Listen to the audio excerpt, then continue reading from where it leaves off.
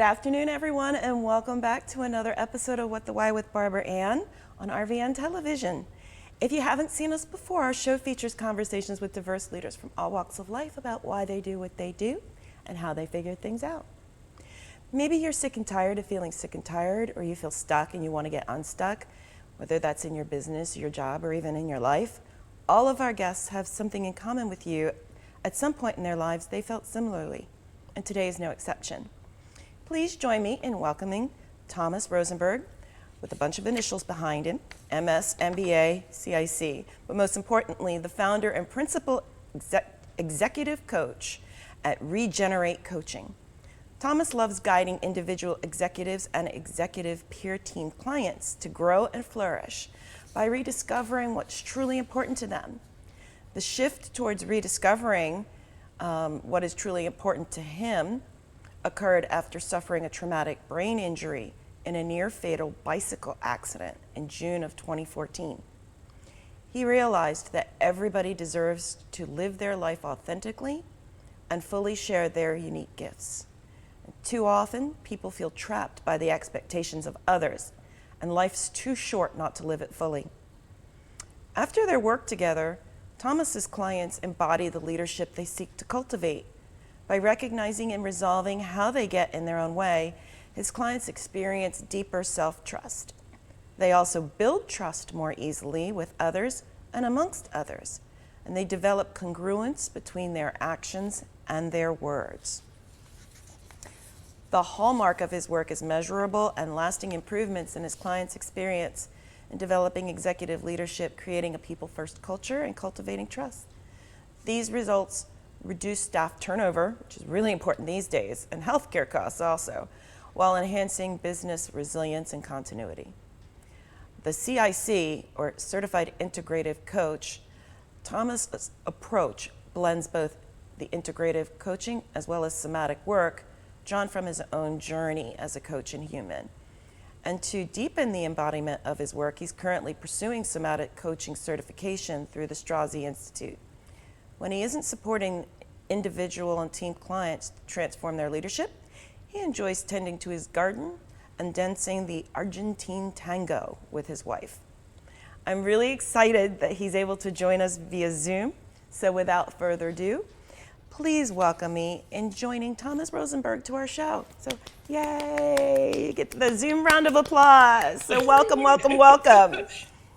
Thank you, Barbara Ann. It's a pleasure to be here. So as all of our guests have been informed in advance, the first question after we read everybody's bio is to ask, we already know that you went through something very significant in 2014. So chances are what you're doing now isn't exactly what you thought you would be growing up. So what is it that you wanted to do when you were little? When I was little, well, I suppose all kids go through that, like, well, you try on different hats, right? Different professional hats to see what appeals to you. But at the same time, for me, there was always this message in the family about being of service and helping others. And so coming from a medical and scientific family, I assumed from an early age that it was going to be in some form related to medicine. And it is, I guess what I'm doing now is in some way related to medicine because it's helping people grow, but it's not internal medicine or something, akin to a more traditional MD medical school route. Now, you mentioned that really life changed for you drastically in 2014. So what led up to that point in terms of what you were doing, and then how you found your journey to where you are now? So when I realized it was middle school, high school, early in high school, when I realized that I just didn't have the natural acumen to take on the deep science that a pre-med and medical career requires, And so, but at the same time, I felt this compulsion to be seen in the family to take on a technically challenging career path. And so I ended up in the renewable energy, climate change, sustainability world. And I worked in 20 countries on 5 continents as a subject matter expert. But again, very cerebral. And my leadership was equally as cerebral. And I had found myself spinning my wheels professionally because I wasn't drawing from all of my unique gifts. I was the only part of me was showing up, and it was only the part of me that I felt would gain approval. So I won't say that was hollow, but it wasn't full, and I wasn't able to bring all of that. And so I was struggling professionally, frankly, because I kept running into these dead ends. It's like, this isn't fulfilling. I'm not happy doing this. And I still seem to be doing the same thing I was doing several years ago. And why isn't this changing? And so, as you said earlier, it's like getting stuck, feeling stuck. And that's really where I was. And then I had this wake up call, I guess you could say. Yeah. Yeah. I mean, talk about a pivotal moment. A near fatal bicycle injury or brain trauma because of the bicycle injury. That could not have been an easy journey back. No, my mom's an occupational therapist. And so growing up, I would hear stories about how she was helping patients recover from strokes, from motorcycle accidents, from car accidents, from bad falls, from a whole sorts of, and so I knew that I had a certain window that I had to make sure that my brain was working. And I didn't know how much of my brain I would get back, because no one ever knows how your brain's going to respond. Yeah. So it took me, long story short, it took me 2.5 years to fully trust my brain again. Okay. Wow, 2.5 years. That is a long time, and and that took a lot of strength and dedication on your part, no doubt. So after you go through this experience, you're able to trust your brain again, but you weren't happy, as you just shared, in your old life. So tell us how you decided to now move forward with this new trust in your brain and purpose. Well, even in, I would say, the immediate aftermath of the accident, I knew that whatever I did next was going to be focused on people, that I had backed myself into somebody else's box. And I was like, for whatever life energy I have left in this body, I do not want to spend it doing what I've been doing. And there was a litany of reasons why, but it was very clear to me that it had to focus not on the technology, not on quick fixes, but really, like, what is our relationship to ourselves? What is our relationship to each other? And that was incredibly clear immediately following the accident. How that unfolded was about the time that I was gaining that trust in my brain.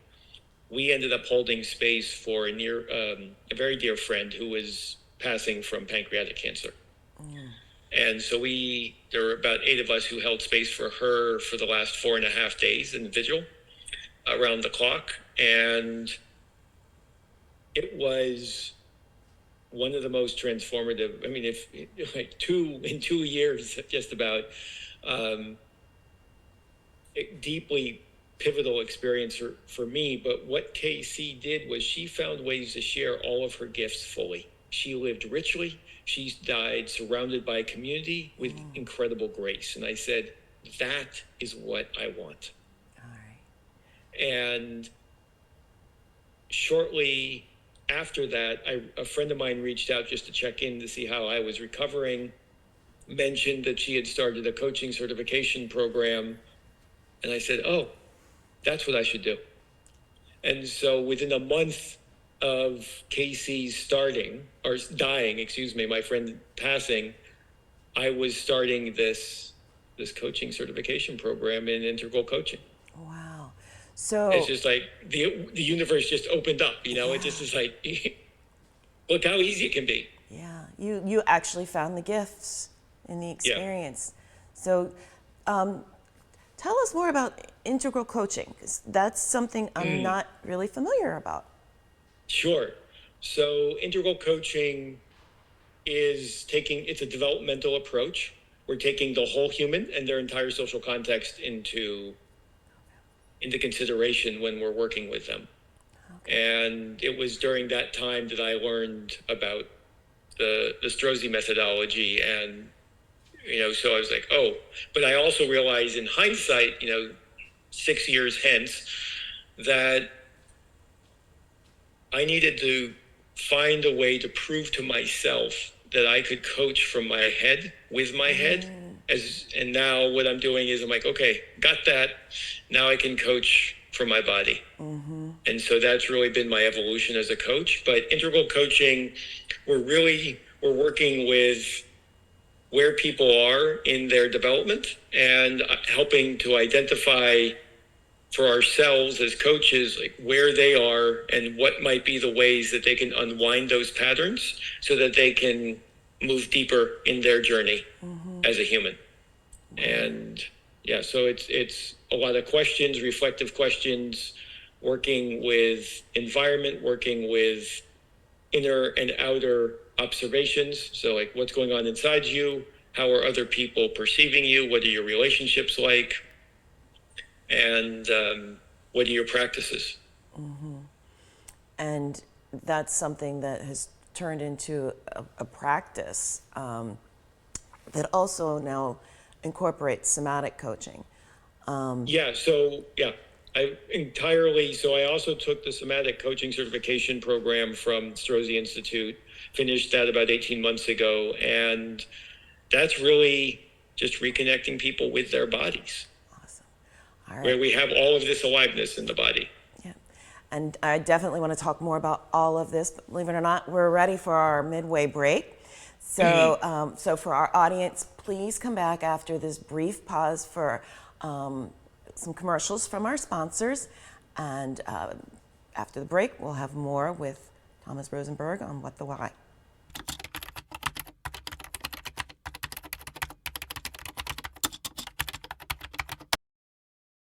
Welcome back to What the Why with Barbara Ann and today's very special guest, Thomas Rosenberg. And before we went to the break, we're talking about the different types of coaching that you offer. So tell us about Regenerate Coaching. I mean, it's an interesting name to pick for a company. Obviously some self-reflection in that. Yes, so Regenerate there's a couple of different references. So one obviously is just reconnecting to yourself and really, what would it be like to come back to your authentic self and to regenerate that so that you can bring that forward, your unique gifts into the world. And then there's also the regenerative communities aspect, more of a social permaculture approach, and just sort of saying, what is it like, if we are to reconnect to ourselves so we can more easily connect to each other and reconnect to the planet through that, what does that create as possibility? So for those who are interested in it, I have an explicit regenerative communities or permaculture theme that does infuse my coaching. But for those who that doesn't resonate, that's perfectly fine, but that's where it comes from, is really just what is it to reconnect to ourselves, to reconnect to everything that's going on around us, whether that's climate crisis or war and peace. Yeah, and it's interesting because on its surface, some people might say, well, that sounds like life coaching, but all coaching is life coaching. You do a lot of work with executives and companies. So how do you work? I mean, this is a lot of work for somebody who's in a leadership position to do on themselves and their team. So to the extent you can share, tell us about your approach when you're working, especially in a corporate environment. So again, my entire practice now is somatic, and so in both, whether I'm working with an individual or with a team, I'm still looking for the development that wants to occur. And when I'm working with so when I start with a new client, again, individual or team, one of the first things we do in the first session is, after going through the intake questions, is really understanding what's the North Star for them. What do they want to get out of this? And that is summarized, for lack of a better word, in a declaration statement or in a commitment statement. So that commitment statement, for those who are familiar with Fernando Flores and speech acts, is really a way to tune your nervous system on a daily basis. And we say it as, I am a commitment. Now, in terms of English grammar, it's a little odd because you wouldn't say that, but it's really pointing to you being the embodiment of this commitment going forward. So at the end of our work together, you will have made progress towards this. And it also gives you a North Star to continue your own work. So it might be, I am a commitment to connecting to my true self so that I might ... Right? And it might be very personal. It might be focused on living life meaningful, in a meaningful, grounded way. But, when you're working as an executive or even with an executive team, how does that show up in how people interact with each other? How does that change how you show up in the workplace? Yes, it's going to also affect how you show up in your friendships, in your significant relationships, with kids, with life partners, right? But all of that it's going to blend or across all of your areas, all of the roles that you have in life. Okay, so for example, if I was working with you and I really wanted to further enhance my servant leadership, my North Star commitment would be, I am commitment to servant leadership. Or would I go into even more detail than that? Yeah, so you could say, I am a commitment to servant leadership, and then we would also pull in the other elements. Okay. So, maybe just as for instance, maybe you've been holding back your servant leadership in a way, like you've been cutting. So maybe it's, I am a commitment to liberating my servant leadership. Okay. And then so that I may live fully and freely. Okay. Right? And notice just saying those things, like something just landed for you. Your body changed, right? Something resonated. Like, what was it like to liberate that? Okay. And so we really worked that, and it's like, so this is what my body wants. And this is not to say that it's going to be an overnight success, right? But it's just like, this is what we're moving towards on a day-by-day basis. We are what we practice. Like somatic coaching holds, we are what we practice. So think how you sit, walk, talk, breathe, stand, the language you use with yourself, with others. That shapes your perspective, that shapes your body physically and how you perceive the world. And then again, how you let others in and how others perceive you. So we can learn through the body by changing that and normalizing a new way of doing something. So there are practices that I invite my clients to work with that are going to say, oh, okay, so I'm used to practicing in the face of it, this type of situation this way. How do I change that? And with that declaration, in every single session, we are going back to that and saying, okay, so what would you like to shine some light on in relation to that today in our session together? Okay. Now, do any of your clients change it at different points in time? Yes. Okay. Yes. I know that was a yes or no actually, question. I just, one of my clients actually just changed the primary verb. So it's like, I am a commitment to, and that verb changed. Because it wasn't just about finding it or seeing it. It was actually letting it loose. And it's like, oh, like what happens then? Like, because recognizing, oh, like I have been taught to hide this, to suppress it, to contain it. Yeah. So what happens, like, and so each time it's like giving yourself permission. Oh, well, if I let it out of the cage, what becomes possible? Who am I if I let it out of the cage?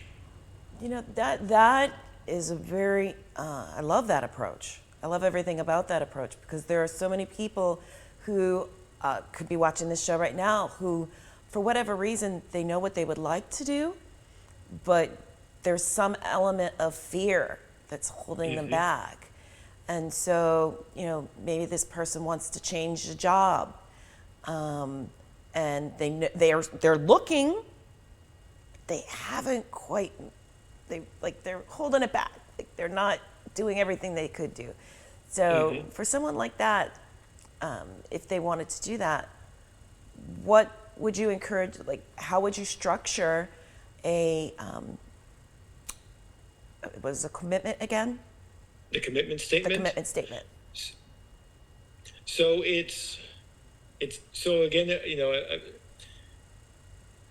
it's not about the job change. Right. It's about the root cause underneath that. That's like, what's that yearning that the job change might be assuaging?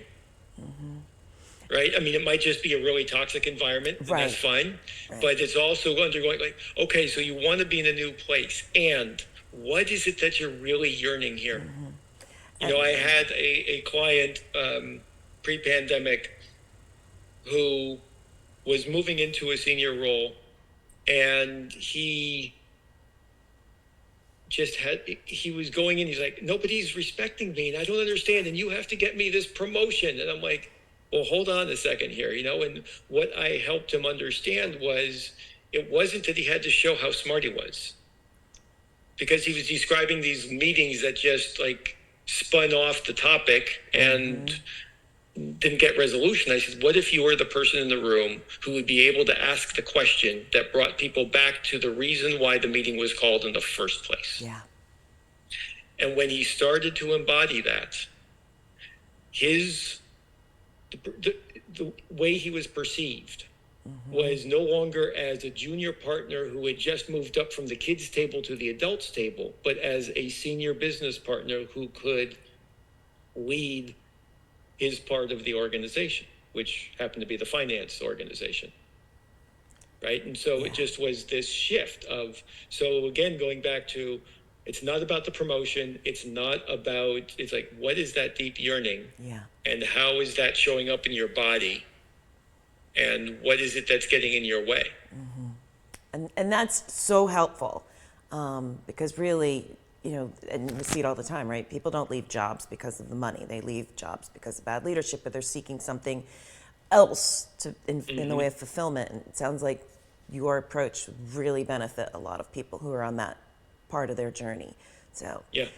Believe it or not, we're at time. So for those who would like to know more about you and your approach in terms of helping people really kind of connect holistically with their whole being, what's the best way for people to find you?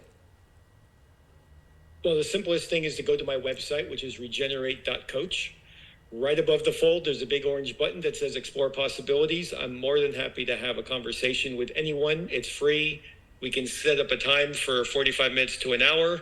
We can talk about what's drawing you to coaching right now, and I can share more about my approach and to see if it's the right thing for you. And if it's not, I'm more than happy to refer you out to the right person. All right. Thomas, this has been awesome. I mean, I've gotten to hear you speak and participate in things with you before, and I really appreciate that you took the time to share your expertise and some really great potential opportunities for those of you who are watching and feel stuck to resolve some of that. So thank you again. And as for our upcoming guests, you really don't want to miss them. You don't want to miss people like Tom. So our upcoming guests include business owners, coaches. We're on a coach theme, but I listen.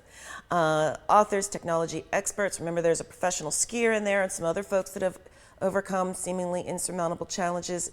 You don't want to miss what any of them have to say. And if you've missed any of our past episodes from seasons 1 or 2, please visit the What the Why page of RVNTelevision.com, where you can catch our shows on demand. And you can explore the rest of RVN on demand as well as RVN Live. You have so many choices for viewing these days, so many. So thank you very much for watching our show, and please tell a friend or colleague about us. As a reminder, What the Why airs live on Tuesdays and Thursdays at 1 p.m. and then again on Mondays at 3:30 p.m., all of which are in Eastern Time, and then are available on demand again on rvntelevision.com and coming soon to other platforms.